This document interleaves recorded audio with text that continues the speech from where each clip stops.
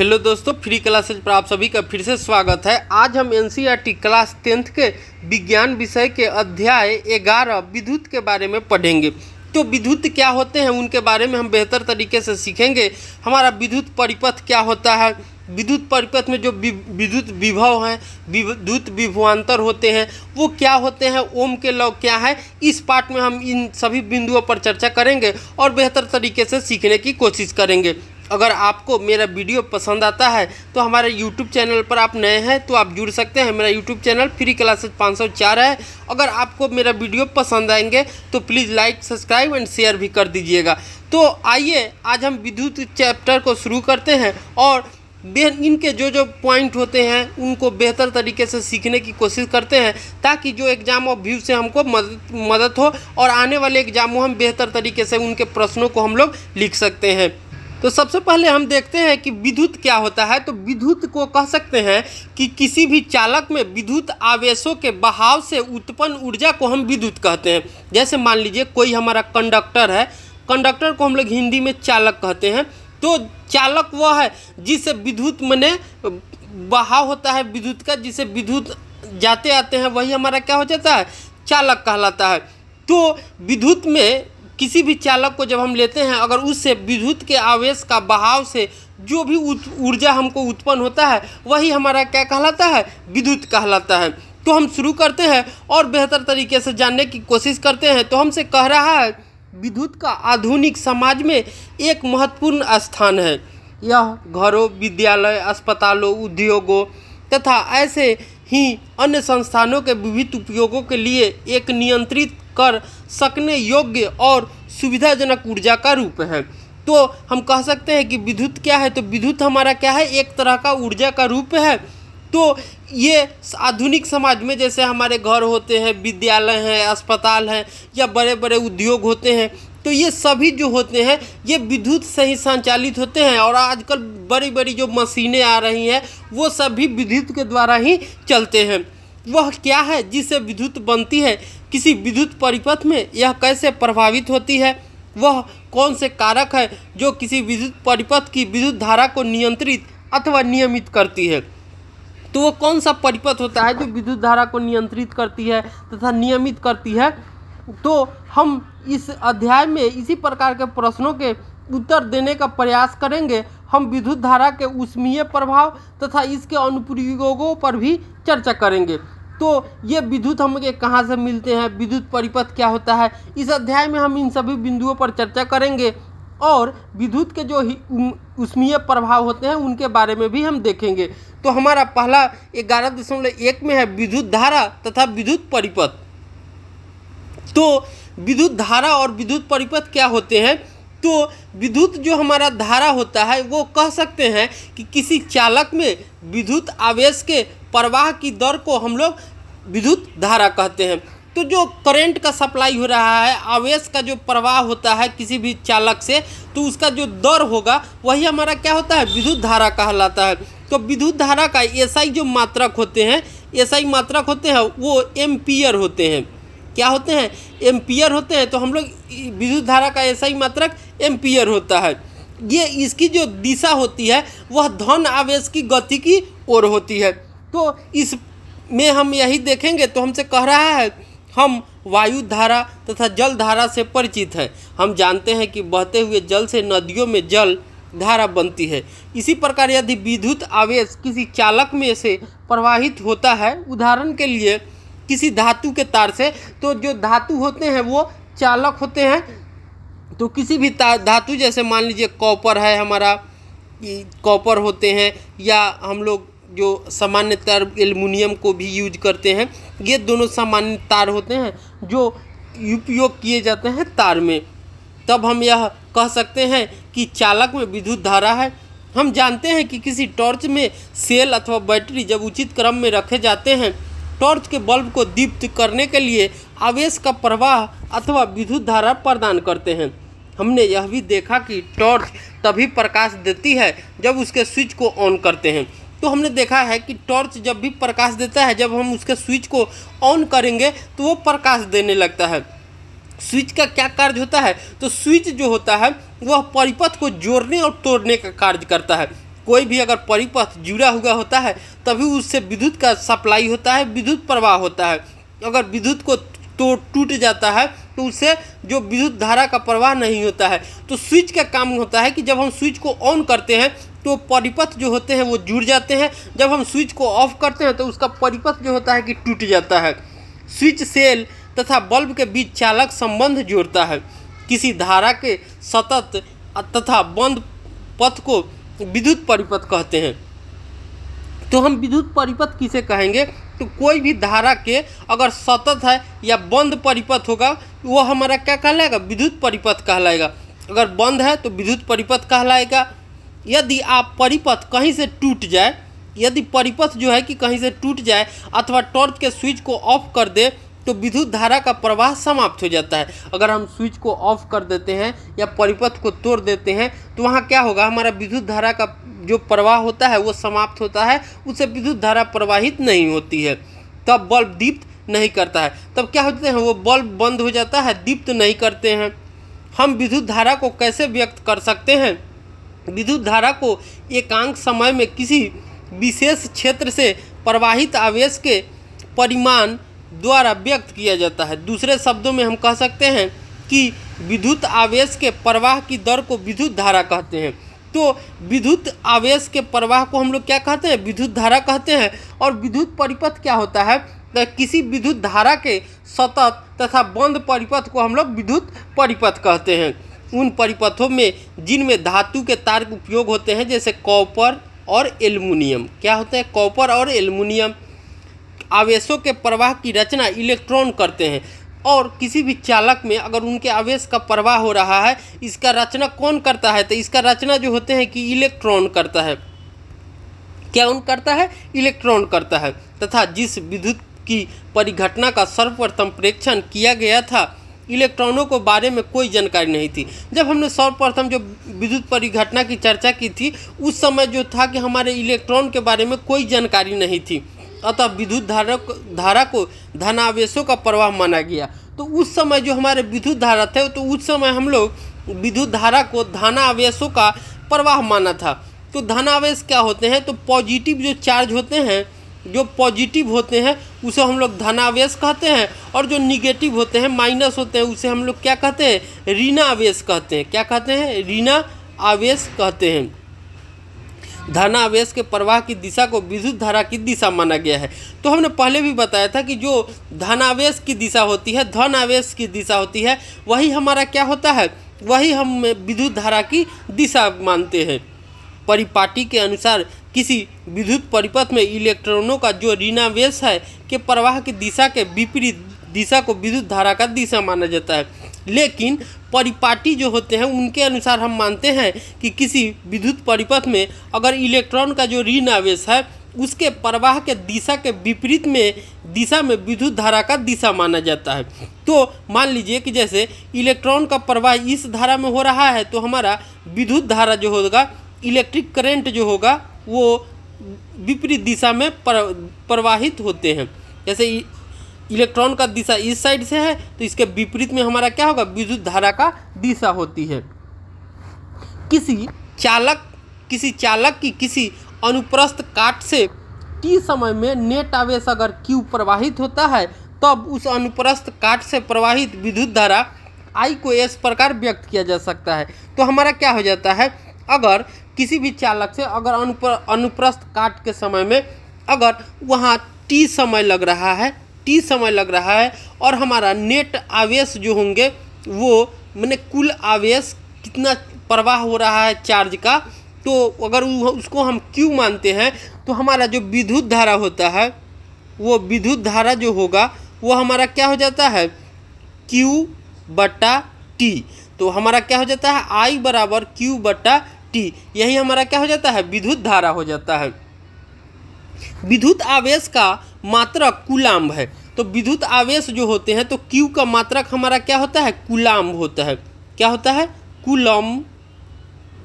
Coulomb होता है, जो 6 × 10⁻18 इलेक्ट्रॉनों में समाय आवेश के क्या होते हैं? 6 × 10⁻18 इलेक्ट्रॉन में समाय आवेशों के तुल्य होते हैं। तो इनका जो आवेश होता है 6 × 10⁻18 इलेक्ट्रॉन समान आवेश के तुल्य होता है। अब हम जानते हैं कि एक इलेक्ट्रॉन पर कितने आवेश होते हैं, तो एक इलेक्ट्रॉन पर 1.6 × 10⁻−19 कूलाम्ब आवेश होते हैं एक इलेक्ट्रॉन पर। विद्युत धारा को एक मात्रक जिसे एम्पीयर कहते हैं, और विद्युत धारा का हमारा मात्रक क्या होता है, तो विद्युत धारा का मात्रक जो होता है हमारा एम्पीयर होता है, में व्यक्त किया जाता है।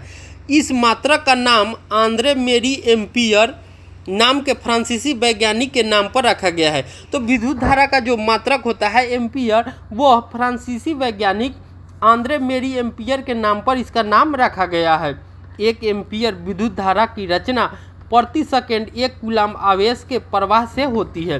तो 1 एम्पीयर हम किसे कहेंगे, तो ये विद्युत धारा की रचना मैंने प्रति सेकंड में 1 कूलाम्ब आवेश का प्रवाह होता है, वही हमारा क्या कहलाता है, 1 एम्पीयर कहलाता है। तो 1 एम्पीयर बराबर कितना हो जाएगा, 1 एम्पीयर बराबर 1 कूलाम्ब बटा 1 सेकेंड हो जाएगा। अल्प परिमाण की विद्युत धारा को मिली एम्पीयर कहते हैं। अगर कम विद्युत धारा का प्रवाह हो रहा है तो उसे हम क्या कहते हैं, मिली एम्पीयर कहते हैं। और 1 मिली एम्पीयर कितने एम्पीयर के बराबर होते हैं, तो 10⁻³ एम्पीयर के बराबर होते हैं। उसे भी छोटा जो होता है उसे हम लोग माइक्रो एम्पीयर कहते हैं। 1 माइक्रो एम्पीयर बराबर 10⁻⁻6 एम्पीयर के बराबर होते हैं। हमारा 1 नैनो एम्पीयर आता है, 1 नैनो एम्पीयर बराबर 10⁻⁻9 एम्पीयर के बराबर होते हैं। ये इसे हम लोग नैनो एम्पीयर कहते हैं। क्या कहते हैं, नैनो एम्पीयर कहते हैं। परिपथों की विद्युत धारा मापने के लिए जिस यंत्र का उपयोग करते हैं उसे एमीटर कहते हैं। तो विद्युत धारा हम लोग जिसे नापते हैं उसे हम लोग एमीटर कहते हैं। विद्युत धारा किससे मापते हैं, तो एमीटर द्वारा हम विद्युत धारा को मापते हैं। इसे सदैव परिपथ में विद्युत धारा मापनी होती है। इसे सदैव जिस परिपथ में विद्युत धारा हमको मापनी होती है उसके श्रेणी क्रम में संयोजित करते हैं। तो कभी कभी ये भी सवाल आते हैं कि हम लोग एमीटर को किस क्रम में जोड़ते हैं, तो आप ध्यान रखिएगा कि एमीटर को हम लोग श्रेणी क्रम में संयोजित करते हैं। किस क्रम में जोड़ते हैं, श्रेणी क्रम में एमीटर को हम लोग जोड़ते हैं। चित्र 11.1 में एक प्रतीकात्मक विद्युत परिपथ का व्यवस्था आरेख दिखाया गया है। तो चित्र 11.1 में हमको विद्युत परिपथ का एक व्यवस्था का आरेख दिखाया गया है, चित्र दिखाया गया है, जिसमें एक सेल, एक विद्युत बल्ब, एक एमीटर तथा एक प्लग कुंजी जुड़े हैं।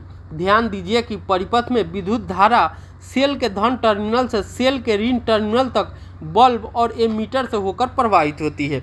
जैसा कि आप देख सकते हैं ये हमारा चित्र 11.1 दिया हुआ है। तो इसमें ये जो है इसे हम लोग सेल कहते हैं। क्या कहते हैं, सेल कहते हैं। अब देखिए सेल से ये हमारा क्या है, ये धन आवेश है, ये हमारा क्या है, धन आवेश है, पॉजिटिव धन आवेश, और ये हमारा क्या है, ऋण आवेश है। क्या है, ऋण आवेश है। अब देखिए इससे हमारा क्या हो रहा है, विद्युत धारा प्रवाहित हो रहा है। आई हमारा क्या है, विद्युत धारा है। आई हमारा क्या है, विद्युत धारा है। अब इसे विद्युत धारा प्रवाहित हो रहा है धीरे धीरे यहाँ आगे। अब ये हमारा क्या है, तो ये हमारा बल्ब है। क्या है, ये हमारा बल्ब है। अब बल्ब फिर इसे यहाँ विद्युत धारा आया, विद्युत धारा धीरे धीरे यहाँ आ रहा है। अब ये हमारा क्या है, तो ये हमारा एमीटर है। क्या है, एमीटर है। ये क्या है, तो विद्युत धारा कैसे मेजर किया जाता है। ये हमारा क्या है, प्लग है, जिसे हम लोग कुंजी भी बोलते हैं। तो ये विद्युत धारा है, ये हमारा कितना धारा प्रवाहित हो रहा है ये मेजर करता है। अगर हम स्विच को ऑन करेंगे तो इसे ये परिपथ पूरा हो जाएगा, बंद परिपथ कहलाएगा। अगर स्विच को हम ऑफ कर देते हैं तो ये हमारा ओपन परिपथ कहलाता है, टूटा हुआ परिपथ या खुला परिपथ हो जाता है। या तो इससे विद्युत धारा प्रवाहित नहीं होती है। जब हम ऑफ कर देते हैं तो ये बल्ब दीप्त नहीं होते हैं। फिर जब हम इसे ऑन करेंगे प्लग को तो ये हमारा क्या हो जाएगा, ये बल्ब दीप्त हो जाते हैं। अब हमें एक उदाहरण दिया हुआ है, न्यूमेरिकल प्रश्न है, उसी के बारे में भी हम लोग देखते हैं।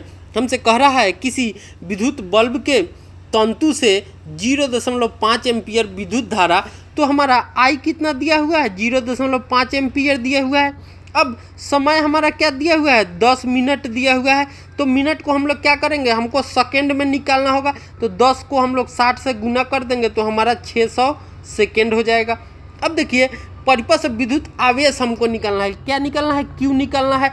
अब देखिए हम जानते हैं कि हमारा क्या होता है, I बराबर क्यू बटा टी। तो हमारा क्यू बराबर क्या हो जाएगा, ये इधर चलाएगा तो मल्टी आई टी हो जाएगा। क्यू बराबर क्या हो जाएगा, हमारा आई टी हो जाएगा। अब देखिए क्यू बराबर आई हमारा क्या है 0.5 गुना 600। अब देखिए यहाँ 0 हटाइएगा 10 आ जाएगा, 1 शून्य से 1 शून्य कट जाएगा। अब हमारा क्या हो गया 300 कूलाम। तो हमारा आवेश कितना हो गया 300 कूलाम हो गए। उम्मीद है आपको बेहतर तरीके से समझ में आया होगा। अब हम आगे देखते हैं तो हमसे कह रहा है 11.2 में विद्युत विभव और विभवांतर। तो विद्युत विभव क्या होते हैं, विद्युत विभवांतर क्या होते हैं, उसके बारे में हम लोग समझते हैं। तो हमारा विद्युत विभव जो होता है तो जो दो आवेशित वस्तुओं के बीच आवेश की प्रवाह की दिशा को निर्धारित करती है वह हमारा विद्युत विभव कहलाता है। तो विद्युत विभव क्या करते हैं, तो वो प्रवाह आवेश की प्रवाह को दिशा को निर्धारित करते हैं। इसका जो एसआई मात्रक होता है वो वोल्ट होता है। क्या होता है, एसआई मात्रक वोल्ट होता है। और विद्युत विभव जो होते हैं वो अदिश राशि होते हैं। विद्युत विभव क्या होते हैं, तो ये अदिश राशि होते हैं। अब हम बेहतर तरीके से समझने की कोशिश करते हैं वह क्या है जो विद्युत आवेशों को प्रवाहित करवाता है। तो विद्युत आवेश को कौन प्रवाहित करवाता है उसके बारे में हम लोग समझते हैं। आइए जल के प्रवाह से सदृश के आधार पर इसका विचार करते हैं। किसी कॉपर के तार से आवेश स्वयं प्रवाहित नहीं होते। तो कोई भी तार है या कंडक्टर है, चालक है, तो उससे आवेश जो होते हैं अपने आप प्रवाहित नहीं होते हैं। ठीक वैसे ही किसी भी आदर्श क्षैतिज नली से जल प्रवाहित नहीं होता। उसी तरह से जिस प्रकार से कोई भी आदर्श अगर क्षैतिज नली है, जैसे मान लीजिए ये हमारा पानी का ट्यूब है, ये भी हमारा पानी का टैंक है या ट्यूब है। अब दोनों में पानी भरा हुआ है, मान लीजिए दोनों को हम बीच से एक छेद कर दिए या कंबाइन कर दिए, इसको जोड़ दिए। तो दोनों का अगर पानी का लेवल सामान्य होगा तो क्या हो जाएगा, इससे किसी में भी जल का धारा का प्रवाह नहीं होगा। लेकिन जैसे ही मान लीजिए कि इसमें हमारा पानी का भरा हुआ जा रहा है और इसमें पानी जो है कि वो कम है, पानी क्या है, कम है, तो धीरे धीरे इसका पानी जो होता है कि इसमें भर जाता है। तो हमेशा विद्युत का टेंडेंसी होता है कि हायर टू लोअर, हमेशा उच्च स्तर से ये निम्न स्तर की ओर इनका प्रवाह होता है। यदि नली के एक सिरे को किसी ऊंचे तल पर रखे जल टैंक से जोड़ दे जिससे नली के दोनों सिरे के बीच कोई दबांतर बन जाए, तो नली के मुक्त सिरे से जल बाहर की ओर प्रवाहित होता है। किसी चालक तार में आवेशों के प्रवाह के लिए वास्तव में गुरुत्व बल की कोई भूमिका नहीं होती है। तो किसी भी कोई कंडक्टर है या चालक है तो उसमें आवेश के जो प्रवाह होते हैं उसमें गुरुत्वीय बल जो हमारे होते हैं उनका कोई भूमिका नहीं होता है। इलेक्ट्रॉन केवल तभी गति करते हैं जब चालक के अनुदिश वैद्युत दाब में कोई अंतर होता है। तो इलेक्ट्रॉन जो होते हैं तभी गति करेंगे, तभी मूव करेंगे जब चालक के अनुदिश कोई वैद्युत दाब जो होता है में अंतर हो। इलेक्ट्रिकल प्रेशर में अगर कोई डिफरेंस होगा, अंतर होगा, तभी जो होते हैं कि इलेक्ट्रॉन मूव करते हैं। उसी को हम लोग क्या कहते हैं, विभवांतर कहते हैं। इसी को हम लोग क्या कहते हैं, विभवांतर कहते हैं या विद्युत विभवांतर कहते हैं। विभव में यह अंतर एक या अधिक विद्युत सेलों से बनी बैटरी द्वारा उत्पन्न किया जा सकता है। किसी सेल के भीतर होने वाली रासायनिक अभिक्रिया सेल में के टर्मिनलों के बीच विभवांतर उत्पन्न कर देती है। ऐसा उस समय भी होता था जब सेल से कोई विद्युत धारा नहीं ली जाती थी। तो ये प्रक्रियाएं जो होती थी कि उस समय भी होता था जब सेल से कोई विद्युत धारा नहीं ली जाती है। जब सेल को किसी चालक परिपथ अवयव से संयोजित करते हैं तो विभवांतर उस चालक के आवेशों में गति ला देता है। तो जब उन पर हम किसी सेल से जोड़ते हैं चालक परिपथ में और उनके जो कंपोनेंट होते हैं उनको अगर हम संयोजित करते हैं तो जो विभवांतर होता है वो कंडक्टर में आवेशों के जो आवेश होते हैं उनको गति में ला देता है। और क्या होती है, तो गति में आने से आवेशों को विद्युत धारा प्रवाहित होने लगती है या उत्पन्न हो जाती है। किसी विद्युत परिपथ में विद्युत धारा बनाए रखने के लिए सेल अपनी संचित रासायनिक ऊर्जा खर्च करता है। तो जो सेल होते हैं, बैटरी होते हैं, वो क्या करते हैं, तो उनमें जो रासायनिक ऊर्जा रहती है उसको वो इलेक्ट्रिक विद्युत ऊर्जा में कन्वर्ट करते हैं और हम लोगों को विद्युत ऊर्जा देते हैं। तो कभी कभी ये भी प्रश्न पूछते हैं कि जो हमारे बैटरी होते हैं, सेल होते हैं, वो किस ऊर्जा को किस में कन्वर्ट करते हैं, तो वो रासायनिक ऊर्जा को विद्युत ऊर्जा में बदलते हैं। किसी धारावाही विद्युत परिपथ के दो बिंदुओं के बीच विद्युत विभवांतर को हम उस कार्य द्वारा परिभाषित करते हैं जो एकांक आवेश को एक बिंदु से दूसरे बिंदु तक लाने में किया जाता है। तो हम जो विभवांतर होते हैं उसे किस प्रकार व्यक्त कर सकते हैं, तो हम कह सकते हैं कि विद्युत विभवांतर वह है जो एकांक आवेश को एक बिंदु से दूसरे बिंदु तक लाने में किया जाता है, वही हमारा क्या कहलाता है, विद्युत विभवांतर कहलाता है। तो इसको हम लोग सूत्र से कैसे इंडिकेट करेंगे, तो देखते हैं दोनों बिंदुओं के बीच जो हमारा विभवांतर होगा वो क्या हो जाएगा, किया गया कार्य बट्टा आवेश हो जाएगा। किया गया कार्य बट्टा आवेश हो जाएगा। V बराबर W बट्टा Q हो जाएगा। Q हमारा क्या है, आवेश है, W क्या है, तो किया गया कार्य है, और V हमारा क्या है, तो V हमारा विभवांतर है। विद्युत विभवांतर का एसआई मात्रक वोल्ट होता है। विद्युत विभवांतर जो होते हैं उसका एसआई मात्रक जो होता है वो वोल्ट होता है। जिसे इटली के भौतिक विज्ञानी अलेसांद्रो वोल्ट के नाम पर रखा गया है। तो वोल्ट किस वैज्ञानिक के नाम पर रखा गया है, तो इटली के एक भौतिक वैज्ञानिक थे अलेसांद्रो वोल्टा, उन्हीं के नाम पर विद्युत विभवांतर का एसआई मात्रक वोल्ट रखा गया है। यदि किसी विद्युत धारावाहिक चालक के दोनों बिंदुओं के बीच एक कूलाम आवेश को एक बिंदु से दूसरे बिंदु तक ले जाने में 1 जूल कार्य किया जाता है, तो उन दो बिंदुओं के बीच जो विभवांतर होंगे वो 1 वोल्ट होंगे। तो कभी कभी पूछेगा हमसे कि 1 कूलाम आवेश क्या होगा, तो हम कहेंगे कि किसी विद्युत पर धारावाही चालक के दो बिंदुओं के बीच 1 कूलाम आवेश को एक बिंदु से दूसरे बिंदु में ले जाने में अगर किया गया कार्य 1 जूल हो, तो उन दो बिंदुओं के बीच जो विभवांतर होंगे वो हमारा क्या होगा, 1 वोल्ट होगा। तो 1 वोल्ट बराबर 1 जूल किया गया कार्य हो गया 1 जूल 1 कूलॉम, क्या हो जाएगा, 1 कूलॉम हमारा हो जाएगा। तो 1 वोल्ट कब होगा, जबकि एक बिंदु से दूसरे बिंदु तक ले जाने में अगर 1 जूल का कार्य किया गया है, तो उनका अगर 1 कूलम आवेश को ले जाने में कितना, तो 1 कूलम आवेश को ले जाने में एक बिंदु से दूसरे बिंदु तक 1 जूल का कार्य किया गया होगा, तो वो हमारा क्या होगा, 1 वोल्ट होगा। विभवांतर की माप एक यंत्र द्वारा की जाती है जिसे वोल्टीमीटर कहते हैं। तो विभवांतर को हम लोग किस यंत्र द्वारा मापते हैं, तो वोल्टीमीटर द्वारा जो होते हैं कि हम लोग विभवांतर को मापते हैं।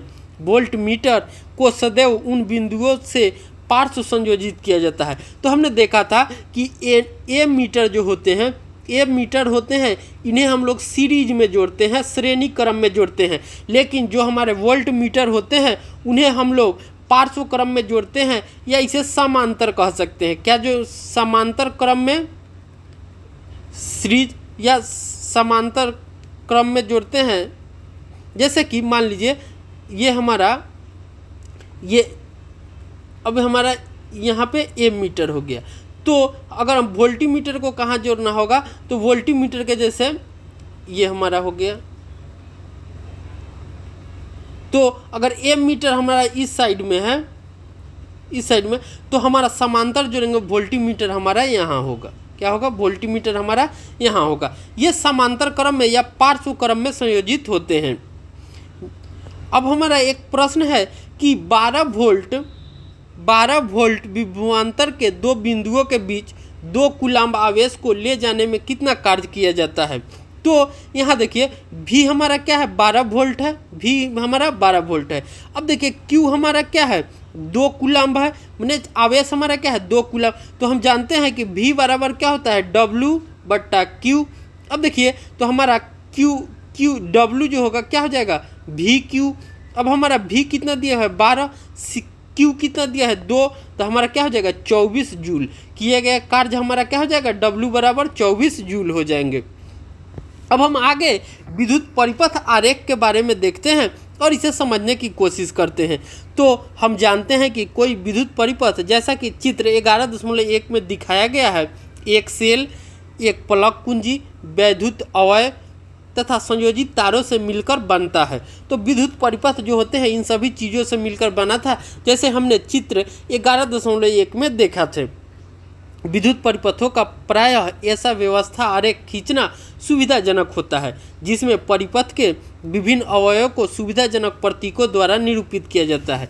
तो जो विद्युत परिपथ आरेख होते हैं उनमें हम अपनी सुविधा अनुसार उनके जो कंपोनेंट होते हैं, अवयव होते हैं, उनको क्या करते हैं कि एक संकेत द्वारा, प्रतीक द्वारा उनको निरूपित करते हैं ताकि हमको परिपथ का आरेख खींचने में आसानी हो।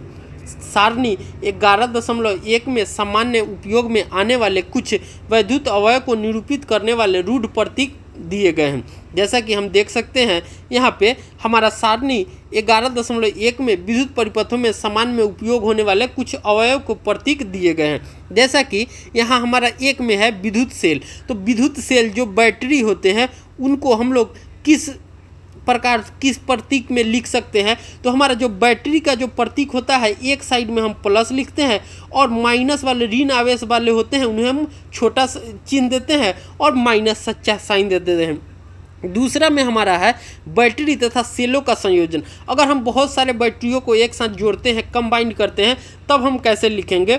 तो एक पहले बड़ी लाइन खींचेंगे, वहाँ पे प्लस साइन देंगे, फिर छोटी ऋण को हम लोग जो माइनस होंगे उसे छोटा, फिर प्लस को बड़ा, फिर छोटा, फिर प्लस को बड़ा, फिर छोटा माइनस। ये हमारा जब हम बैटरियों को संयोजित करेंगे, 2 बैटरियों को, 3 बैटरियों को, 4 बैटरियों को, तो हम इस प्रकार से संयोजन देंगे जितना हमको बैटरी को कंबाइन करना है। खुली प्लग अथवा स्विच। तो स्विच जो होते हैं अगर खुली हो तो हम किस प्रकार से देंगे हैं? तो ये हम बिंदु नहीं देंगे तो ये हमारा खुली हो जाएगा या ओपन कह सकते हैं। जब हम बंद प्लग करते हैं तो एक कुंजी दे देते हैं, 2 ने छोटी बड़ाई कर दीजिएगा दोनों साइड में, बीच में हम जब बिंदु देते हैं तो ये हमारा बंद जो होता है कि प्लग कुंजी हो जाता है। जब हमको तारों को जोड़ना होता है तो हम इस संकेत के द्वारा तारों को जोड़े हुए दिखाते हैं। आगे हम 6 नंबर में बिना संधि के तार क्रॉसिंग। अगर बिना जोड़े हुए तार का कोई क्रॉसिंग है तो हम लोग इस प्रकार से इसे दिखाते हैं। विद्युत बल्ब जो होते हैं इसे इस इंडिकेट द्वारा या हम लोग इस प्रतीक द्वारा भी लिखते हैं। जो प्रतिरोध होते हैं, रेजिस्टेंस कहलाते हैं, उसको हम लोग इस प्रकार से लिखते हैं। जब हमारा परिवर्ती प्रतिरोध अथवा धारा नियंत्रक होता है उसे हम लोग इस प्रकार, इस प्रतीक द्वारा या ये भी प्रतीक द्वारा हम उसे निरूपित करते हैं। एमीटर जो होते हैं उन्हें हम लोग इस माध्यम से, इस प्रतीक द्वारा हम लोग निरूपित करते हैं और लिखते हैं। जो हमारे वोल्ट मीटर होते हैं उसे हम लोग इस संकेत के द्वारा निरूपित करते हैं। तो इस तरह से जो हमारे विद्युत परिपथ के आरेख है खींचेंगे या जो आरेख हम बनाएंगे उसे इन प्रतीकों का उपयोग करके हम बेहतर तरीके से इन प्रतीकों का उपयोग करते हैं।